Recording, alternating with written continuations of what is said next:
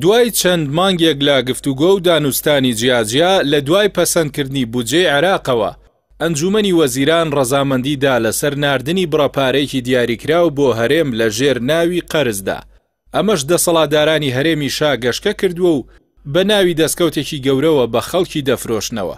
بە پێی ڕێکەوتنەکانی نێوان هەرێم و بەغدا ناردنی پارەی قەرز لەلایەن بەغداوە هەنگاوێکی کاتیە و هەمیشە ئەگەری وەستانی هەیە. ئەمەش هێندەی دیکە دەسەڵاتدارانی هەرێم دەخاتە ژێر بەرپرسیارەتی پابەندبوون بە ڕێکەوتنەکان و ڕادەستکردنی داهاتە نەوتی و نانەوتیەکان بە تەواوی. بەو پێی حکومەتی فیدراڵی جەختی کردووەتەوە لەوەی هەولێر تەواوی داهاتەکانی ڕادەست نەکردووە و پابەندیە دارایەکانی خۆی جێبەجێ نەکردووە. ئەو پارەی عێراق ناردوێتی بە ناوی مانگەکانی 9 و 10 و 11 هاتووە. لە کاتێکدا حکومەتی ماوە بە سەرچووی هەرێم لە دابەشکردنی موچەی مانگی 7 و 8 دەستەوەسانە و فەرمانبەرانیش نازانن چارەنووسی موچەکانی ئەو دوو مانگەی هاوین بەرەو کوێ دەڕوات و چی لێدێت. لە کاتێکدا داهاتی ناوخۆی هەرێم ماوەی 3 مانگە کۆ دەکرێتەوە ئەمەش بە ئاسانی بەشی دابەشکردنی موچە دەکات. لە ڕابردوودا کاتێک دەسەڵاتدارانی هەرێم بەردی زلی ئابووری سربەخۆیان هەڵگرت و نەوتیان دەفرۆشت، هەرێمی کوردستانیان خستە ژێر 33 ملیارد دۆلار قەرزەوە. ئێستاش نەوت لە ڕێی بۆریەوە نافرۆشن، هەرێم دەخەنە ژێر ملیاران دینار قەرزی دیکەوە. سەرەتای ئەم مانگە حکومەتی فیدراڵی ڕایگەیاند زیاتر لە 500 ملیارد دیناری مانگانە بۆ هەرێم بنێرێت، بەڵام دەسەڵاتدارانی پارتی وێچەتی ڕازی نەبوون.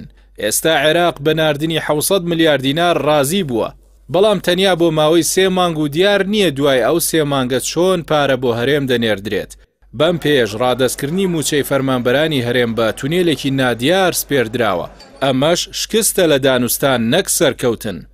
بە دەستکەوت پیشاندانی قەرز و کەفوکوڵ و ڕاگەیاندن و باقوبریقی ڕازاندنەوەی شکستەکان هێندەی دیکە هەرێمی کوردستان لە بنەما سەرەتایەکانی حکومڕانی و دەوڵەتداری دوور دەخاتەوە و تاوانی سەرشانی بەرپرسانیش قورستر دەکات. ئەوەی لە ڕێکەوتن و دانوستانەکانی نێوان بەغدا و هەولێردا ئاشکرایە، ناردنی ئەم بڕەپارەیە بۆ هەولێر بە شێوەی قەرز و دواتر لە بەشە بودجەی هەرێم دەبڕدرێت تا کاتی سافکردنی حسابات. ڕەزامەندی عێراقیش دوای ئەوە دێت بەرپرسانی ئەمریکا و ئێران لە دۆسیەکەدا قسەیان کردووە. قەرزیش وەک شارەزایان دەڵێن زنجیرێکە و خاوەن قەرز دەیکاتە ملی قەرزارەکە، دەبێ هەربی داتەوە. ئەگەریش نەتوانێت قەرزەکەی ببژێرێت، ئەوە زنجیرەکەی لێ دەبێتە پەتی سێدارە و دەیخنکێنێت.